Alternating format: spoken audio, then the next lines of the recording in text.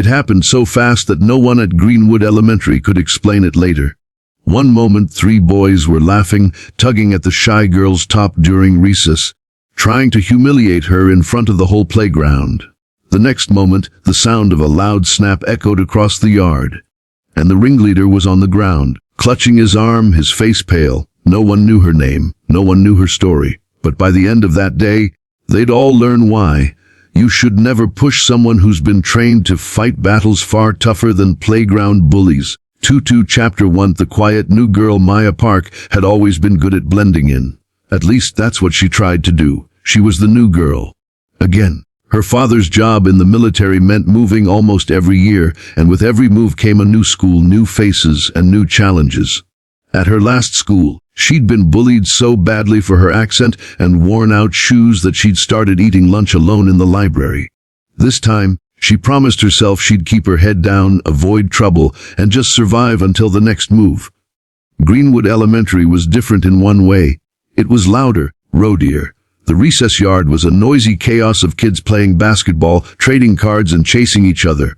But like every school Maya had been to, there were also the ones who seemed to own the place. The self-proclaimed kings and queens of the playground. And it didn't take long for them to notice her. On her first week, Maya sat alone at lunch under the shade of an old oak tree. She didn't mind. She'd brought a book, one of her favorite escapes. But she could feel eyes on her. She heard the whispers. Why is she wearing long sleeves in this heat? Probably hiding something. Or maybe she's just weird. She ignored them, but in truth, she wasn't hiding anything shameful. She was hiding everything she'd been trained for. Her father, a decorated martial artist before joining the army, had been teaching her self-defense since she could walk. Her mother, a former competitive judo champion, had added her own lessons. Maya was a black belt by 12, trained in multiple disciplines, but her parents always repeated the same rule. Your skills are for protection, never for showing off. You use them only when you must. That Friday during recess, she was sitting near the basketball court when the trouble started. 3 boys, Tyler, Jake, and Brandon, swaggered over. They were older, bigger, and clearly used to getting their way. Tyler, the leader, had that smug grin that told you he was used to making people squirm. "Hey, new girl," he called. "Why so quiet? Cat got your tongue?" Maya didn't answer, hoping they'd just lose interest. But Jake stepped closer. "What's with the sleeves? You hiding tattoos or something?" When she still didn't answer, Brandon laughed. "Maybe she's hiding how skinny she is."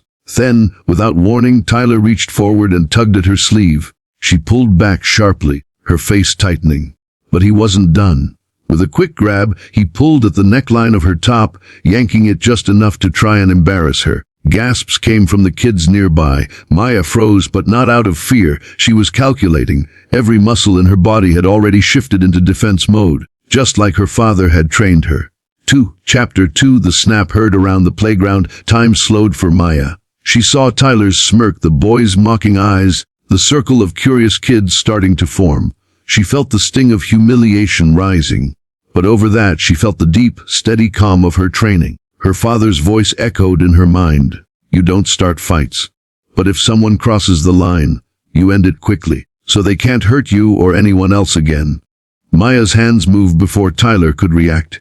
She stepped forward, gripped his wrist, and in one fluid motion twisted it the way she'd practiced 1,000 times.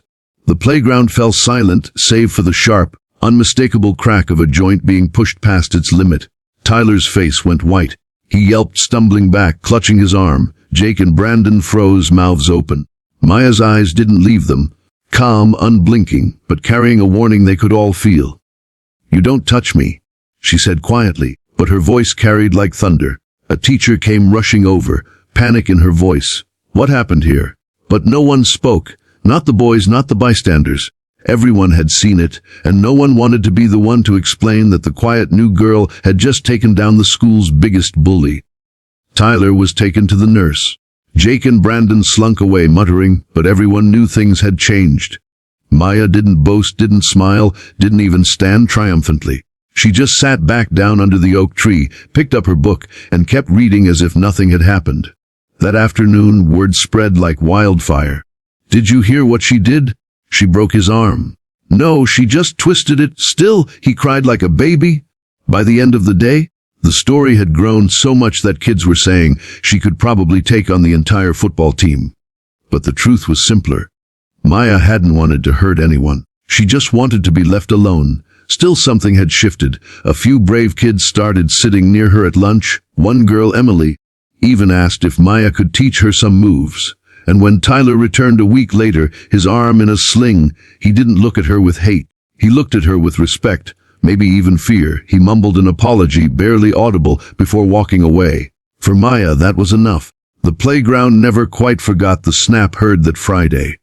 And though she'd never planned to make a statement, she'd left one carved into the memory of every kid. Their strength isn't about size or noise. It's about knowing when to stand your ground and never letting anyone take your dignity away.